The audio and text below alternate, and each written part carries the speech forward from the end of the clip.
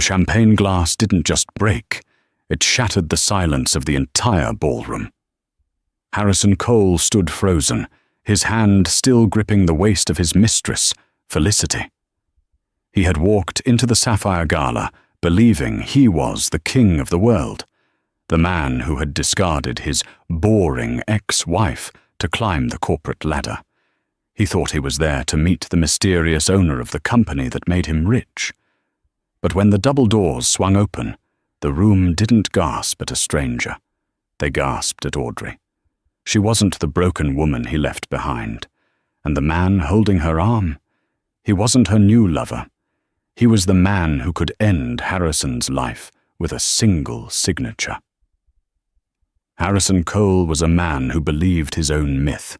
Standing in his penthouse apartment in downtown Seattle, adjusting his silk tie in the mirror, he saw a self-made man. He saw a genius director of operations for Apex Global, a massive conglomerate that seemed to run half the city. He didn't see the truth.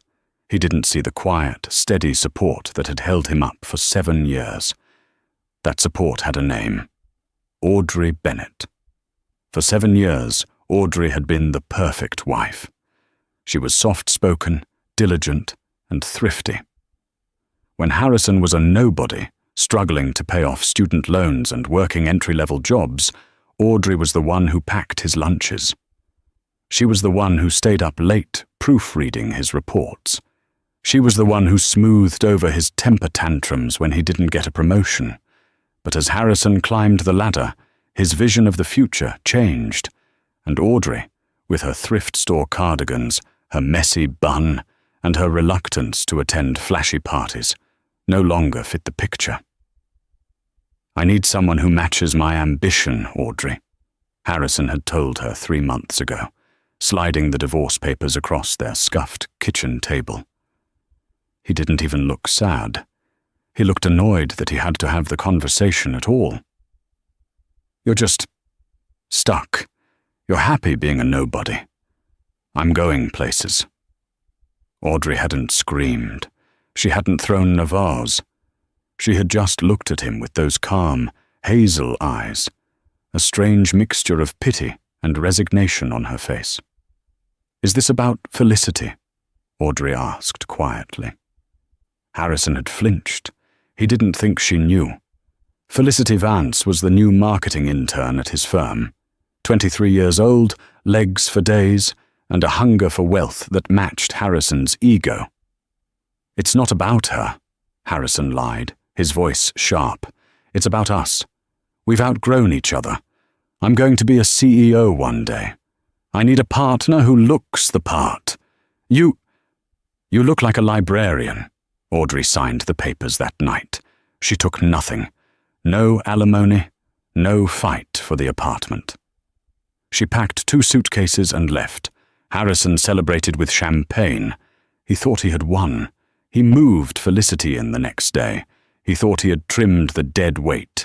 He had no idea that he had just cut the anchor that kept his ship from capsizing. 3 months passed. Harrison's life was a whirlwind of expensive dinners and flashy events, with Felicity draped over his arm. But despite his high salary, money was tighter than he expected. Felicity had expensive taste, designer bags, spa weekends, VIP tables. "Don't worry, babe," Harrison said one evening, tossing an embossed envelope onto the marble coffee table. "This is the big one." Felicity picked up the heavy cream-colored card. "The Sapphire Charity Gala," she read, her eyes lighting up. "Tickets are $5,000 a plate." "Company comped them," Harrison said, pouring himself a scotch. "But that's not the important part. Rumor has it that the owner is finally going to show his face." Apex Global was famous for one thing. No one knew who actually owned it. It was a private holding company, managed by a board of directors. Harrison reported to a VP, who reported to a CEO, who reported to a shadowy board. But the majority shareholder, the true owner, was a ghost. "If I can get 5 minutes with the owner," Harrison said, pacing the room, "I can bypass the CEO. I have ideas, Felicity. Big ideas. If I impress him, I could be running the whole North American division by Christmas." Felicity shrieked and threw her arms around him. "We're going to be so rich. I need a new dress, something custom, something that says, 'Future CEO's wife.'" "Get whatever you want," Harrison said, though he mentally checked his credit limit. It was nearly maxed out. "It doesn't matter," he told himself. "After this gala, I'll be swimming in bonuses." While Harrison and Felicity plotted their ascent across town in a quiet, gated estate that wasn't listed on any public maps, Audrey sat in a sunroom filled with orchids. She wasn't wearing a thrift store cardigan. She was wearing a silk robe that cost more than Harrison's car. An older man, with silver hair and a posture of immense authority, walked in. He carried a pot of tea. "Are you sure about this, darling?" the man asked. His voice was gravelly but warm. "You don't have to go. We can just fire him remotely. A memo. Services no longer required." Audrey took a sip of tea. Her eyes were hard. "No, Dad. He humiliated me. He told me I was nothing. He used me for 7 years to build his confidence and then threw me away the second he got a taste of power." Elias Bennett, the unseen billionaire behind Apex Global, sighed. He hated seeing his daughter in pain, but he admired her steel. "He doesn't know?" "He has no idea," Audrey said. "He thinks I'm a poor orphan from Ohio. He never asked about my family, Dad. In 7 years, he never once asked to meet you. He was too busy talking about himself." Elias chuckled darkly. "Then let's introduce ourselves properly, shall we?" The night of the Sapphire Gala was electric. The venue was the Grand Olympian Hotel, the most exclusive spot in the city. Paparazzi lined the red carpet, flashbulbs popping like fireworks. Harrison's black limousine pulled up to the curb. He stepped out, adjusting his tuxedo cuffs. He felt like a god. He turned and offered his hand to Felicity. She emerged wearing a dress that left very little to the imagination, a shimmering red sequin number with a slit up to her hip. It was flashy. It was loud. It screamed, "Look at me!" "Show time," Harrison whispered. They walked the carpet. Harrison waved at cameras that weren't pointing at him, but he didn't care. Inside, the ballroom was a sea of old money and corporate power. Crystal chandeliers the size of cars hung from the ceiling. Harrison immediately went into networking mode. He grabbed a glass of champagne and scanned the room. "There's the VP of Finance," Harrison muttered. "Come on, Felicity, smile." They worked the room for an hour. Harrison was in his element, boasting about his quarterly numbers, laughing too loudly at jokes that weren't funny. But he kept checking his watch. "Where is he?" Harrison hissed to a colleague, a man named Greg.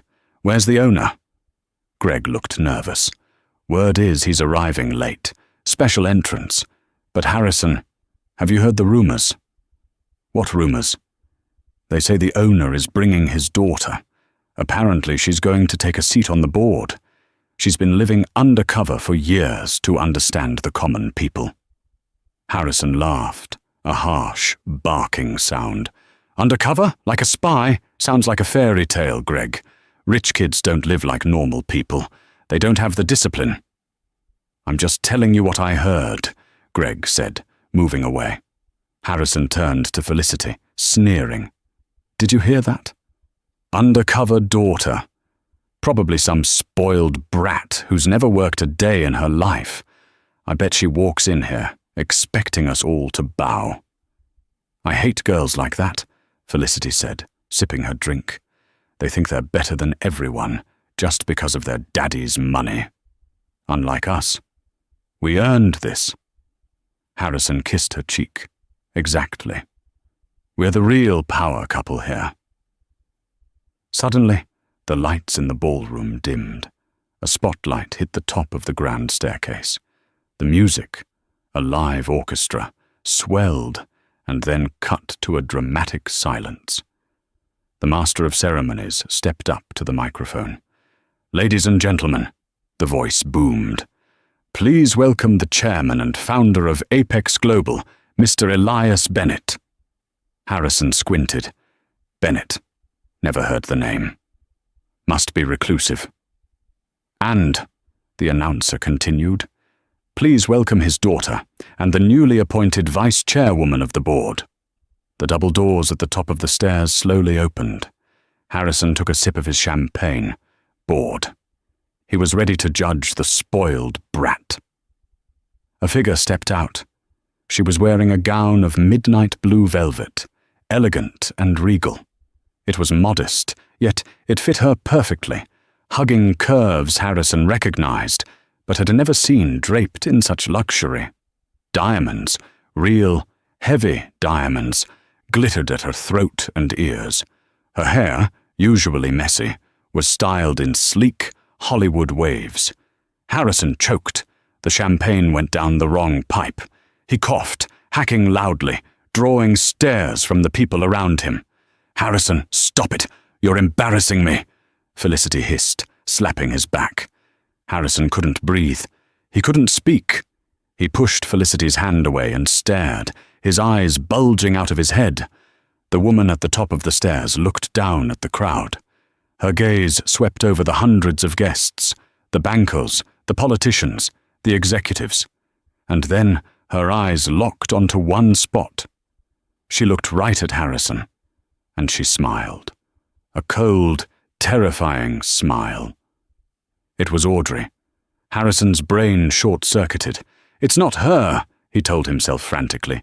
"It's a look-alike, a cousin, a twin I didn't know about." "Who is that?" Felicity asked, squinting.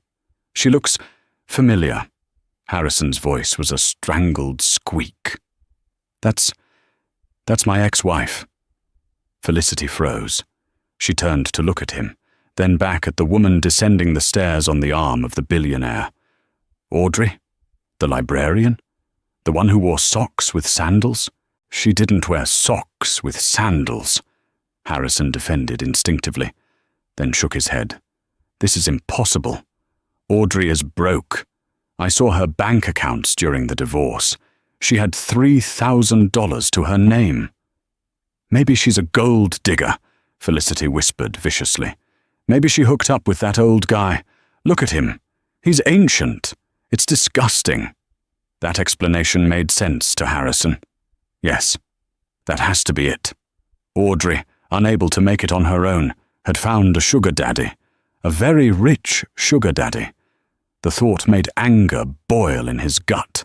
How dare she show up here? How dare she crash his night? Harrison straightened his jacket. "You're right," he said to Felicity. "She's here as his date. She's trying to make me jealous. Watch this. What are you going to do?" "I'm going to put her in her place. She thinks she can waltz in here and intimidate me. I'm the director of operations. She's just a +1. Harrison, fueled by a toxic mix of arrogance and panic, began to push through the crowd. He dragged Felicity with him. They moved toward the center of the floor, where Elias Bennett and Audrey were being greeted by the CEO of the company. The crowd parted for Harrison, mostly because he was shoving people. "Mr. Bennett," Harrison called out, his voice too loud in the polite chatter. Elias Bennett turned. Up close, the man was intimidating. He had eyes like steel traps. Audrey stood next to him. She didn't flinch. She simply held a glass of sparkling water, looking at Harrison as if he were a bug on a windshield. "And who might you be?" Elias asked, his voice low and dangerous. "Harrison Cole," he announced, puffed up, "Director of Operations for the Western Region. I've doubled efficiency in my sector." "Ah," Elias said. "The efficiency expert?" Harrison smirked. He turned his eyes to Audrey. "And I see you've met my ex-wife." He said the word like a slur. "Hello, Audrey.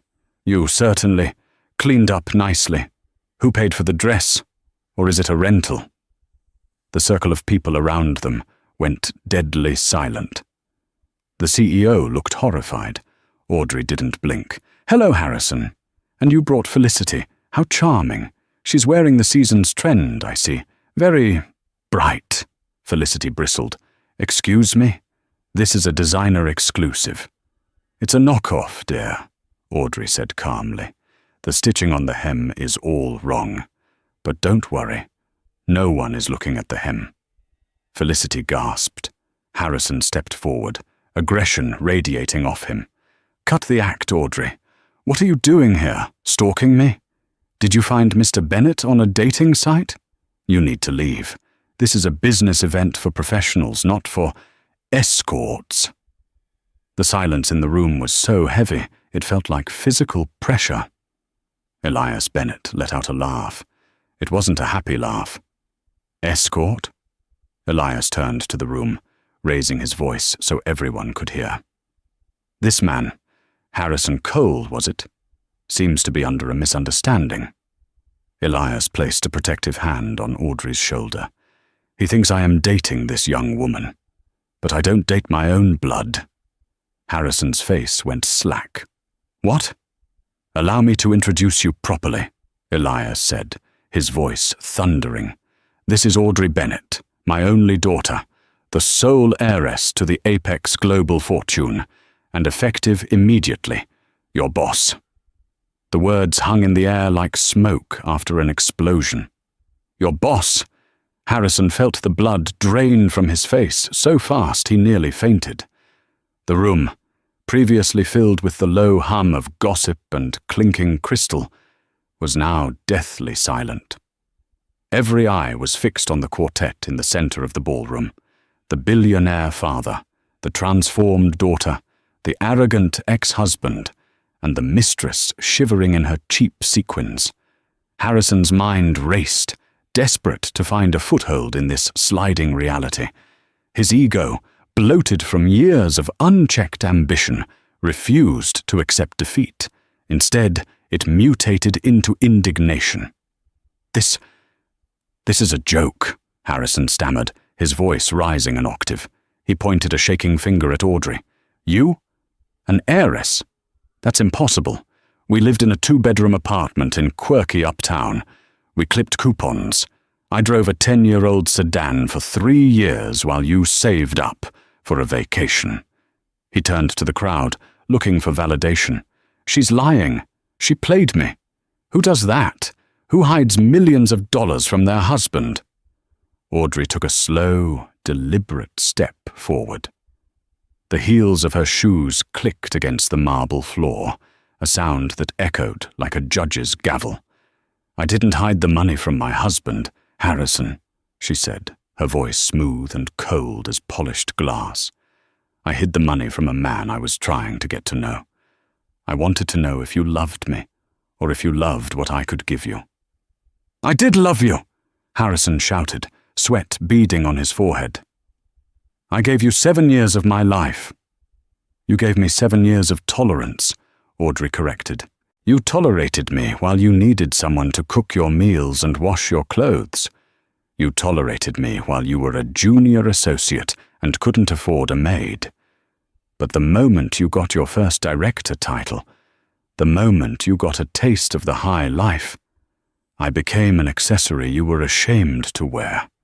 She tilted her head, her diamond earrings catching the light. "Do you remember our 5th anniversary, Harrison?" Harrison blinked, caught off guard. "What?" "Our 5th anniversary," she repeated. "I wanted to go to that little Italian place on 4th Street, the one where we had our first date. But you refused. You said, and I quote, 'I can't be seen eating pasta in a hole in the wall. What if a client sees me?'" The crowd murmured. Harrison's face turned a mottled red. "You made us go to a steakhouse where the cheapest entree was $80, Audrey continued, relentless.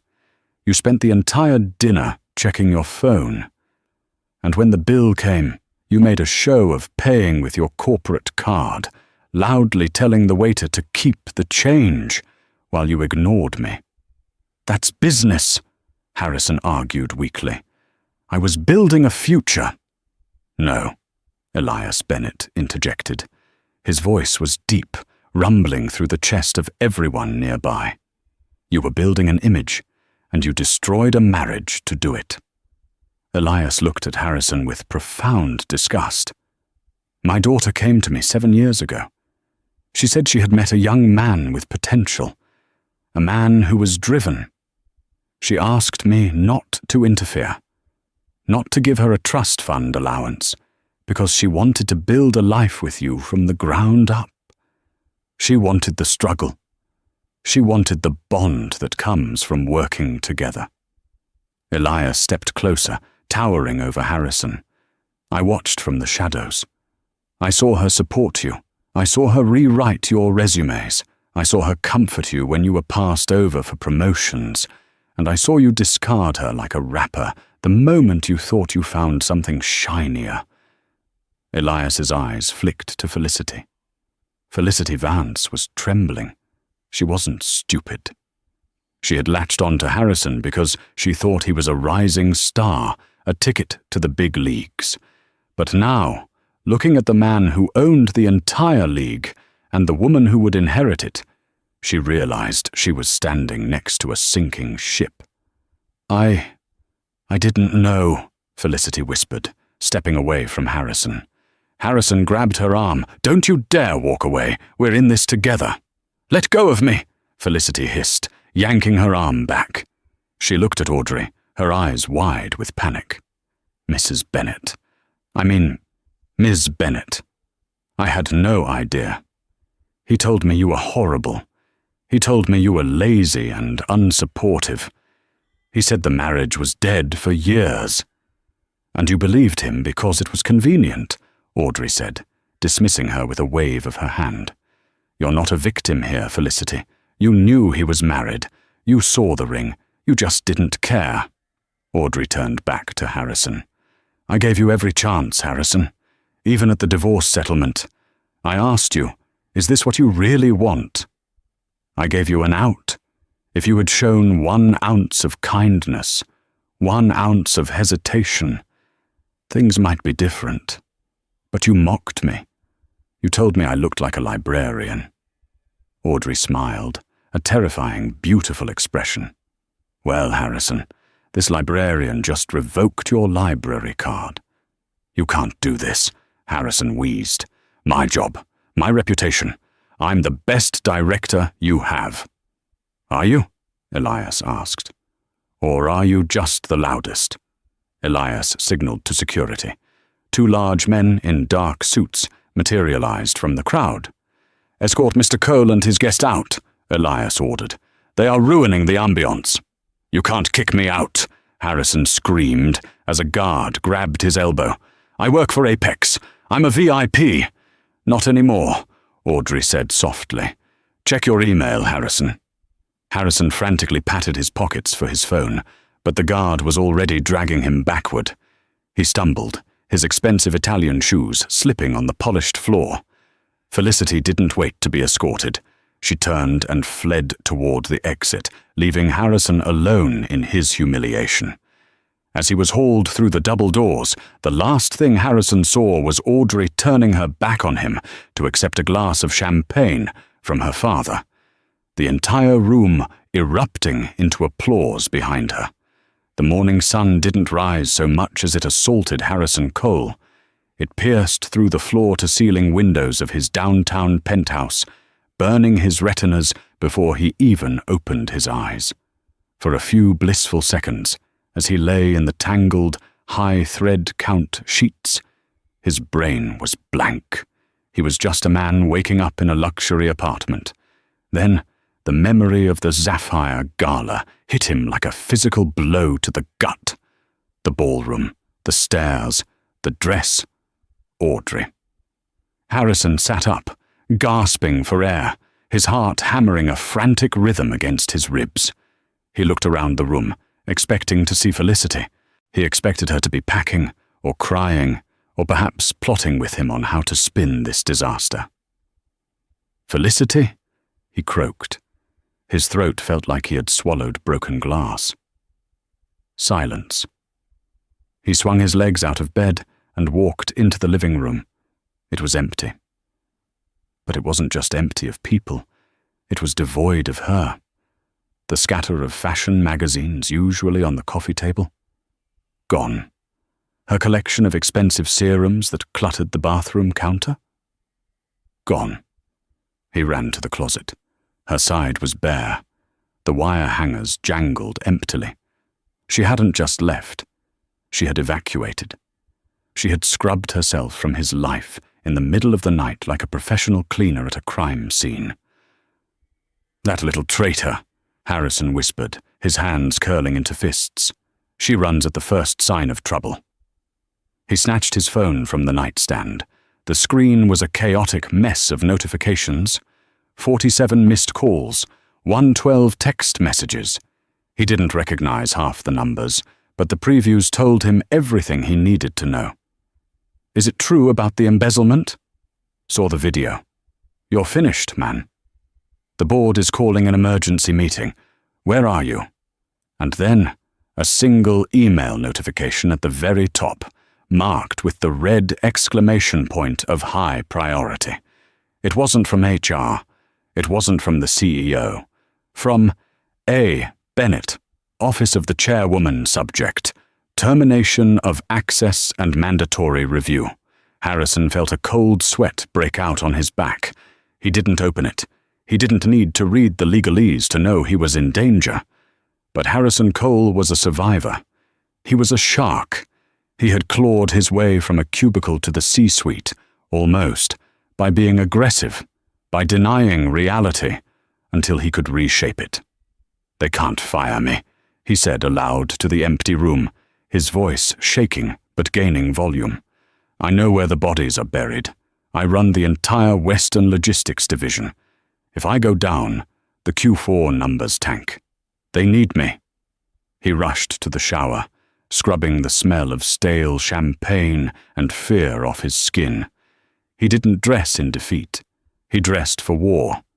He chose his closer suit, a navy bespoke three-piece with a subtle pinstripe. He tied his silk tie with a Windsor knot so tight it was almost choking him. He put on his gold cufflinks. He looked in the mirror. He saw bags under his eyes and a tremor in his jaw, but he forced a smile. It was a rictus of arrogance. "You are Harrison Cole," he told his reflection. "You don't lose to a librarian." The fortress. The drive to Apex Global was a nightmare of stop-and-go traffic, giving Harrison too much time to think. He rehearsed his speech. He would threaten a wrongful termination lawsuit. He would claim Audrey was acting out of personal vindictiveness. He would appeal to the old boys club on the board, men who had cheated on their wives too, men who would sympathize with him over a scorned woman. He pulled his Porsche Panamera into the underground garage. He drove to his reserved spot, number 004, right near the elevator. A traffic cone was sitting in it. Harrison honked his horn, long and aggressive. "Move it!" he screamed at the empty concrete. A parking attendant, a man Harrison had ignored for 5 years, walked over slowly. He held a clipboard. "Space is reserved for executive staff, sir," the attendant said, his face impassive. "I am executive staff," Harrison spat, rolling down the window. "I'm the director of operations." "Not according to the list updated this morning," the man said, tapping his clipboard. "Guest parking is on level B4, $7 an hour." Harrison swore loudly, reversed the car with a screech of tires, and sped down to the lowest, dimmest level of the garage. He parked next to a flickering fluorescent light that buzzed like a dying fly. He marched to the elevator bank, swiping his keycard at the turnstile. Beep, beep, red light. Access denied. He swiped again, harder. Beep, beep, access denied. "Machine is broken," Harrison muttered, looking around to see if anyone was watching. The lobby was bustling with the morning rush. People were staring. He saw a group of interns whispering behind their hands. He saw the receptionist pick up her phone, her eyes locked on him. "Mr. Cole." The voice was deep, rumbling like a subterranean train. Harrison turned. Standing there was Arthur, the head of corporate security. Arthur was 6'4", a former linebacker who wore his suit like it was struggling to contain his muscles. Beside him was a younger guard Harrison didn't know. "My card is demagnetized, Arthur," Harrison said, trying to sound bored. "Buzz me in." "Your card has been deactivated, Mr. Cole," Arthur said. He didn't smile, he didn't frown. He was a wall. "I have orders to escort you to the 40th floor immediately. Do not pass go. Do not stop at your office." "This is ridiculous," Harrison laughed, a high-pitched, nervous sound. "I need my laptop. I have files—" "Your laptop has already been seized by IT Forensics," Arthur interrupted. "Step this way, sir, or we can do this the hard way." Harrison looked at the lobby. Everyone had stopped moving. The silence was heavy, suffocating. He realized with a jolt of horror that they were all enjoying this. The receptionist he had yelled at for getting his coffee order wrong. She was smirking. The junior analyst he had publicly humiliated in a meeting last week. He was recording on his phone. Harrison straightened his jacket. "Fine, lead the way. I'll clear this up in 5 minutes." The tribunal. The elevator ride was silent. Harrison could hear his own breathing, ragged and shallow. When the doors opened on the executive floor, the atmosphere was different. It wasn't the chaotic buzz of the lobby. It was the silence of a funeral home. Arthur led him past the glass-walled offices. Harrison glanced at his own office, the corner suite he was so proud of. The blinds were drawn. 2 men in blue latex gloves were inside, placing files into cardboard boxes. "Hey!" Harrison shouted, lunging forward. "That's my personal property." Arthur's hand clamped onto Harrison's shoulder. It felt like a hydraulic press. "Keep moving." They reached the main boardroom. The double mahogany doors were closed. Arthur knocked once, then opened them. The room was vast, dominated by a table long enough to land a plane on. At the far end, framed by the panoramic view of the Seattle skyline, sat the tribunal. There was Preston Shaw, the company's general counsel. They called him the Shark because he never lost, and he never blinked. He was reviewing a thick black binder.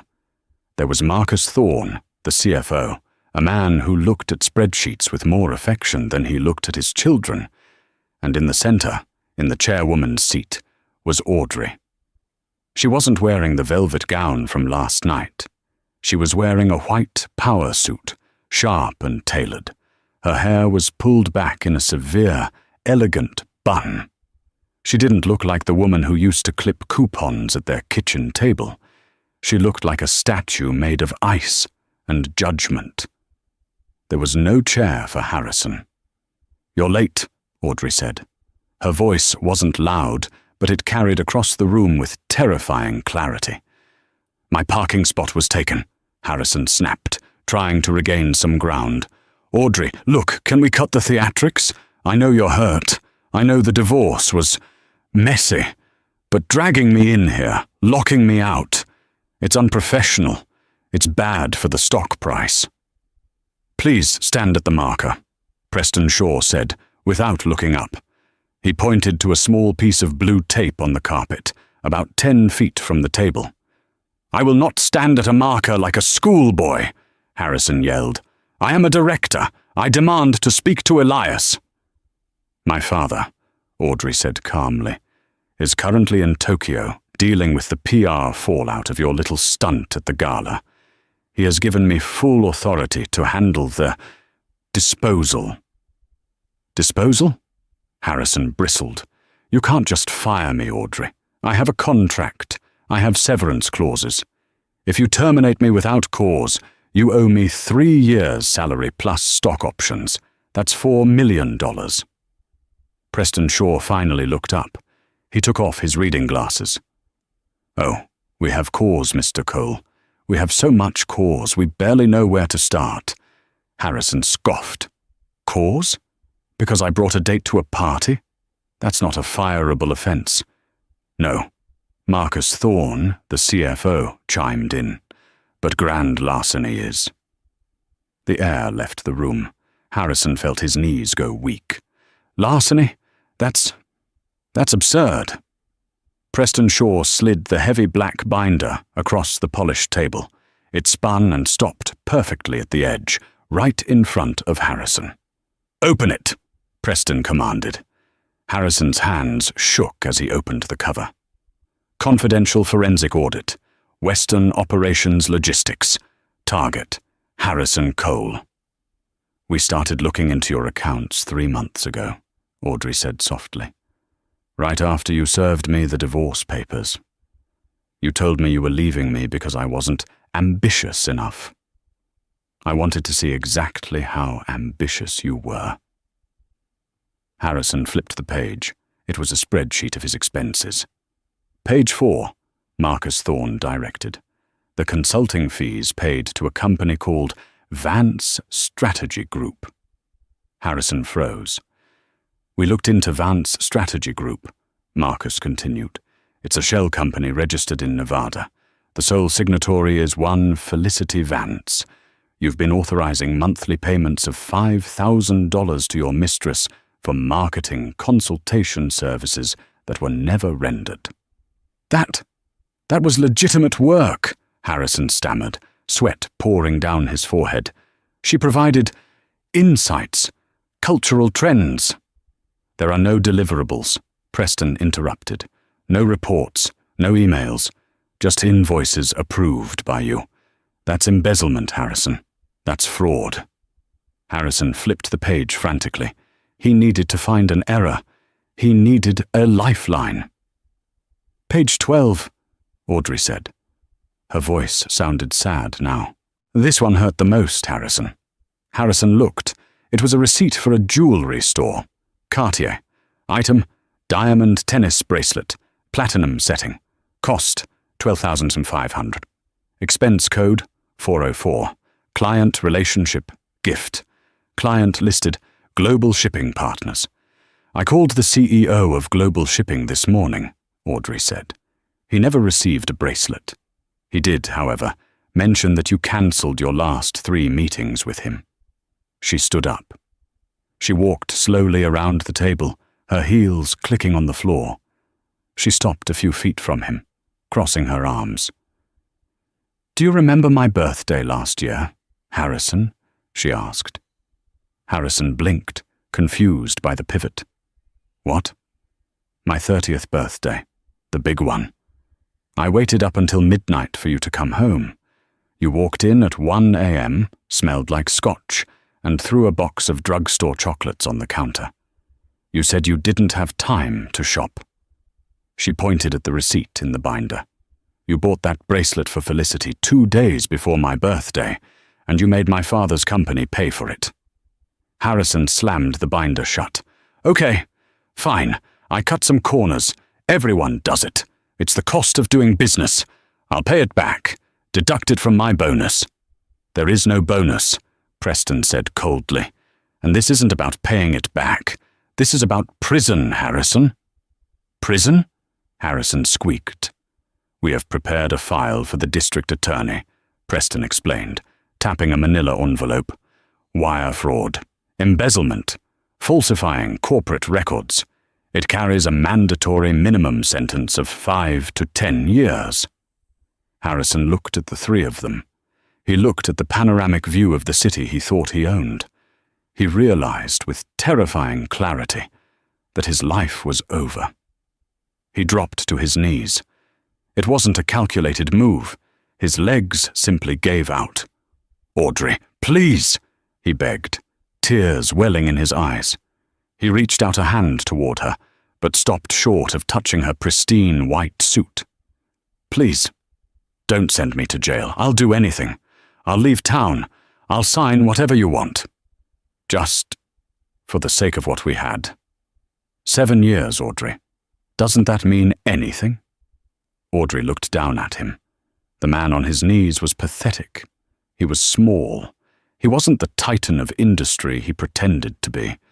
He was just a thief in a nice suit. 7 years, Audrey repeated. "Yes, it means something. It means I know exactly who you are.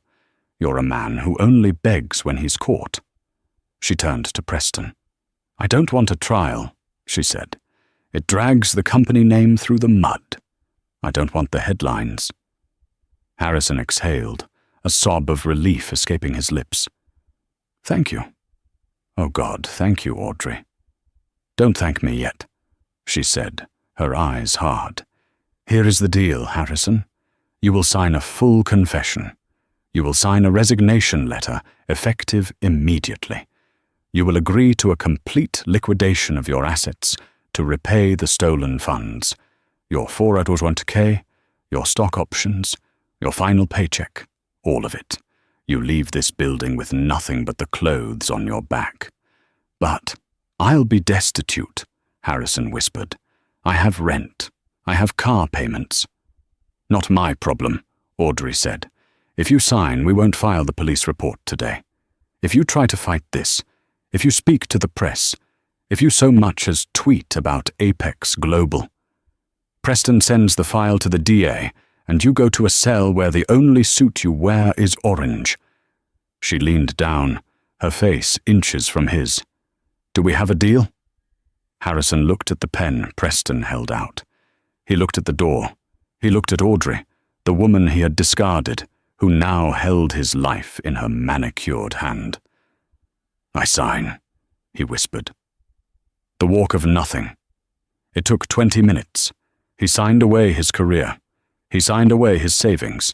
He signed away his reputation. When it was done, Arthur pulled him to his feet. "Escort him out," Audrey said. She had already turned her chair around to face the window, looking out at the city. She didn't watch him leave. Harrison walked out of the boardroom. The walk back to the elevator felt miles longer than the walk in. "Wait," Harrison said as they reached the elevator. "My office. I have a picture of my mother on my desk. Can I at least get that?" Arthur pressed the down button. "Personal effects have been boxed and will be mailed to your last known address, assuming you still have one." The elevator dinged. They stepped in. They went down, past the 30th floor, past the 20th, down to the lobby. When the doors opened, Harrison braced himself. He kept his head down, staring at his shoes. He could feel the eyes on him. The silence of the lobby returned. Arthur walked him to the revolving glass doors. "Mr. Cole," Arthur said. Harrison paused, half turning. "Hand over the badge," Arthur said, holding out a hand. Harrison unclipped the plastic ID badge from his lapel, the badge that said, "Director." He dropped it into Arthur's palm. "And the watch," Arthur added. Harrison clutched his wrist. "This is mine. It was a gift." "Receipts say it was purchased on the company card last Christmas," Arthur said flatly. "Expense code 303, office supplies. Hand it over." Harrison unclasped the Rolex. He handed it over. "Get out," Arthur said. Harrison stumbled through the revolving doors and out onto the sidewalk. The grey Seattle sky had opened up. It was pouring rain. He stood there, shivering, soaking wet in his three-piece suit. He patted his pockets for his car keys, then remembered his car was likely being towed as he stood there. He reached for his phone to call an Uber, but stopped. He checked his bank app. Balance. $0. Account frozen. Pending legal review. He had no car. He had no money. He had no job. He had no wife. He had no mistress. Harrison Cole looked up at the towering glass skyscraper of Apex Global. High above, on the 40th floor, he imagined Audrey sitting in the chair he had coveted, running the empire he had tried to steal from. He pulled his collar up against the rain and started walking. He didn't know where he was going. He just knew he couldn't stay there. Harrison Cole stood on the sidewalk outside the Apex Global headquarters, the glass doors sliding shut behind him with a finality that felt like a prison sentence ending, or perhaps just beginning. He reached into his pocket for his car keys, his fingers brushing against the leather fob of his Porsche Panamera. It was his pride and joy, the symbol that he had made it. But as he rounded the corner to the visitor lot, his heart hammered against his ribs. A bright yellow tow truck was backed up against his car. A man in a grease-stained jumpsuit was already hooking the chains to the undercarriage. "Hey!" Harrison screamed, sprinting across the asphalt. "Hey, get away from my car! That's a $100,000 vehicle!" The driver didn't even look up. He just spit a sunflower seed onto the ground. "Bank order, pal. Missed payments. Plus, I got a flag here saying the lease was under a corporate guarantee that's been revoked." "I can pay," Harrison lied, breathless. "Just give me an hour. I'll go to the bank." The driver chuckled, a dry, raspy sound. "Repo order is immediate. You got personal items inside? You got 2 minutes to grab 'em." Harrison scrambled to the door, snatching his sunglasses and a stack of business cards from the center console, cards that were now worthless. As the truck hoisted the Porsche into the air, dragging his status away with a screech of tires, Harrison stood alone in the parking lot. It started to rain. He pulled out his phone to call an Uber, but his screen was flooded with notifications. He clicked on one from a social media platform. It was a video. The Sapphire Gala meltdown. Someone had filmed it. Someone had filmed Audrey's entrance, Elias Bennett's declaration, and Harrison's humiliating ejection. The video already had 4.5 million views. The comments were brutal. "Look at this clown trying to act tough. The ex-wife is a queen. Imagine fumbling the bag this hard. He cheated on an heiress for a knockoff? LOL." Harrison felt bile rise in his throat. He wasn't just unemployed. He was a viral joke. The liquidation of Harrison Cole. The next 3 weeks were a blur of legal torture. Harrison tried to fight. He hired a lawyer, a man named Gavin Trent, who operated out of a strip mall because no reputable firm would take a case against Elias Bennett. "We have a case for wrongful termination," Harrison insisted, pacing around Gavin's small, dusty office. "And emotional distress. They humiliated me publicly." Gavin sighed, rubbing his temples. "Harrison, look at the contract. You signed a morality clause. You also signed a fiduciary responsibility agreement. They have proof of the embezzlement. If we sue them, they will countersue for the stolen $45,000 plus damages. They will bury you." "So I just walk away?" Harrison demanded. "I built that department." "You walk away," Gavin said, "and you pray they don't press criminal charges. My contact at the DA's office says Preston Shaw, Bennett's lawyer, is holding off on filing a police report for fraud only if you disappear quietly. If you make noise, you go to prison." Harrison went quiet. Prison. The reality of it shattered his remaining arrogance. He went home to his penthouse. Or rather, he tried to. The eviction notice was taped to the door. The lease was in his name, but without the Apex salary, he couldn't make the rent. He had 30 days to vacate. He began selling everything. The Rolex watches went first, sold to a pawn shop for a fraction of their value because he needed cash that day.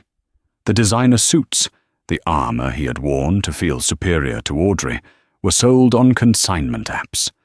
But the cruelest cut came on a Thursday night. Harrison was sitting on a packing box in his emptying apartment, eating cold takeout noodles, when the TV flickered in the background. It was an entertainment news program. "And up next," the host chirped, "an exclusive interview with the woman caught in the middle of the billionaire gala drama. Felicity Vance speaks out." Harrison dropped his fork. He scrambled for the remote, turning the volume up. There was Felicity. She was sitting on a beige couch, dabbing her eyes with a tissue.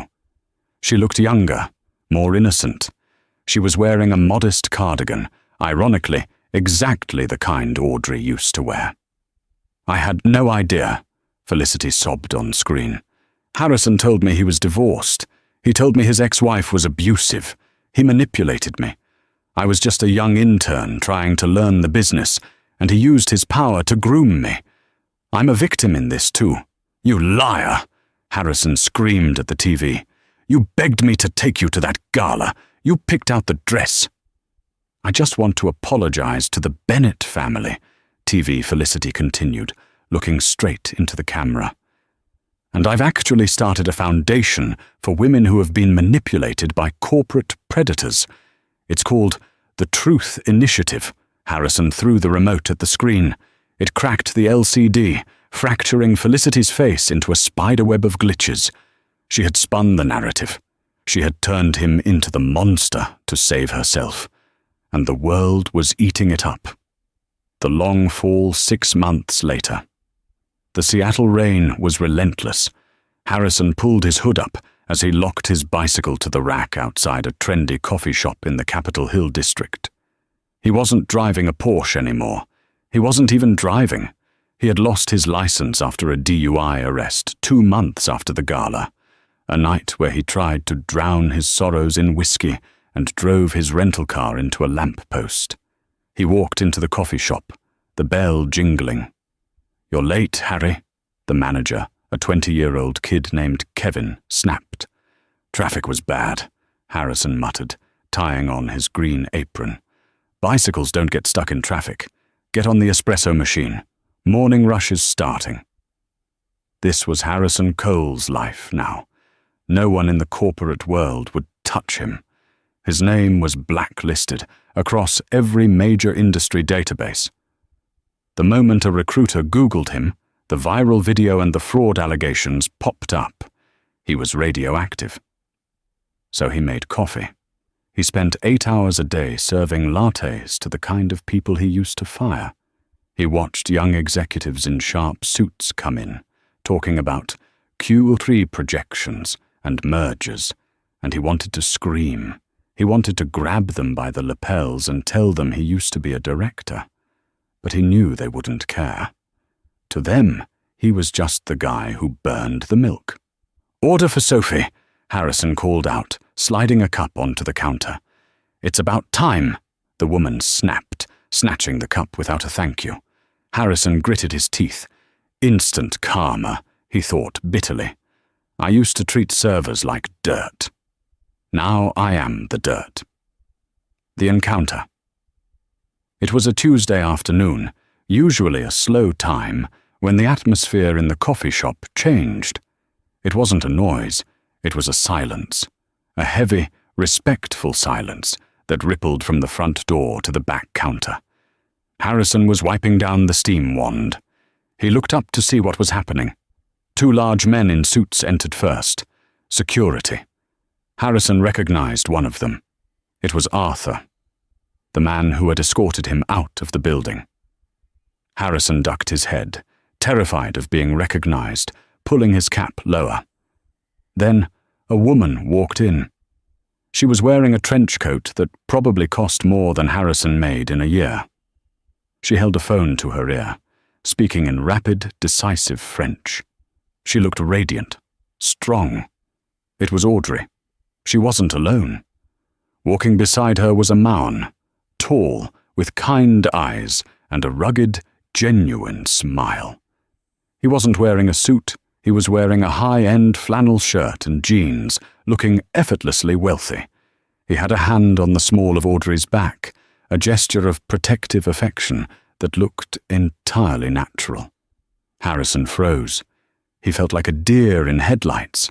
He wanted to run to the back room, but his feet were lead. "I'll grab the coffees, honey," the man said to Audrey. "You finish the call with the Paris team." Audrey smiled at him, a smile Harrison had never seen. It wasn't the polite, supportive smile she used to give him. It was a smile of pure, unadulterated joy. "Thanks, Liam. An oat milk latte, please." Liam walked up to the register. Kevin, the manager, was practically bowing. "Whatever you need, sir. On the house. No? Okay." Liam paid with a black card. "1 oat milk latte and a black coffee for me." Kevin turned to Harrison. "Harry, 1 oat latte, 1 black coffee. Make it perfect. VIPs." Harrison's hands shook so hard, He nearly dropped the portafilter. He couldn't do this. He couldn't serve her. But if he walked out, he lost this job. And he needed the rent money for his studio apartment, a basement unit with no windows. He made the drinks. He poured the milk art carefully, his heart pounding a frantic rhythm against his ribs. He placed the cups on the counter. "Order for..." "Liam," Harrison croaked. His voice was raspy. Liam stepped up. He looked at Harrison. Then he frowned slightly. He didn't recognize him at first.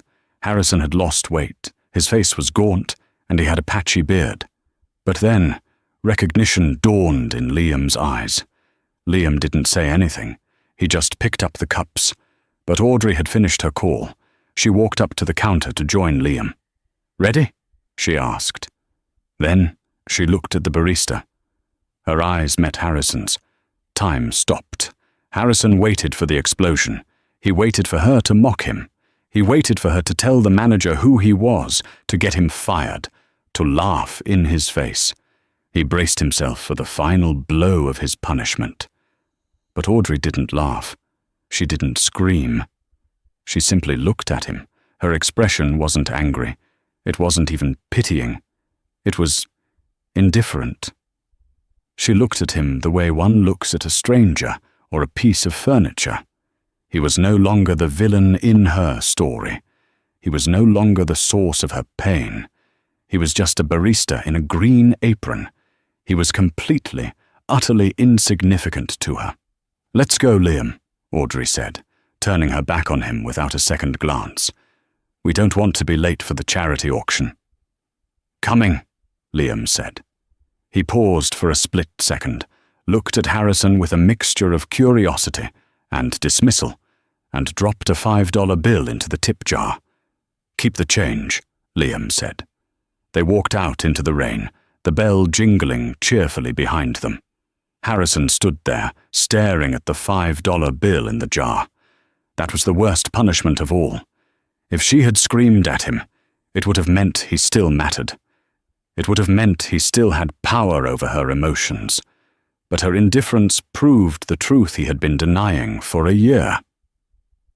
She hadn't just moved on, she had ascended, and he had been left behind, not because of a conspiracy, but because of his own choices.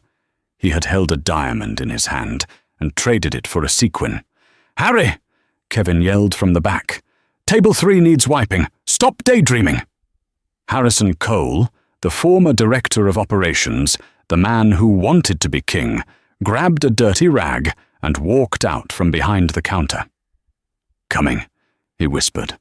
He wiped the table, and as he looked out the window, he saw a sleek black town car pull away from the curb, carrying the woman who used to pack his lunch, disappearing into a life he could only imagine. The story of Harrison Cole isn't just a drama, it's a warning. It reminds us that when we trade loyalty for ambition, we often end up with neither. Harrison thought his value came from his job title and the woman on his arm, but he failed to realize that his true wealth was the supportive partner waiting at home. In the end, Harrison got exactly what he asked for, a life where everyone knew his name. But instead of cheering, they were laughing. And Audrey, she proved that the best revenge isn't screaming or fighting. The best revenge is happiness. The best revenge is thriving so completely that the person who hurt you becomes a stranger you simply don't recognize anymore. What would you have done if you were Audrey?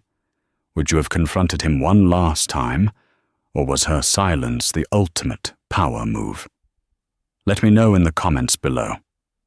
If you enjoyed this story of instant karma and betrayal, please hit that like button. It really helps the channel. Don't forget to subscribe and ring the bell so you never miss a new story. Thanks for watching, and I'll see you in the next video.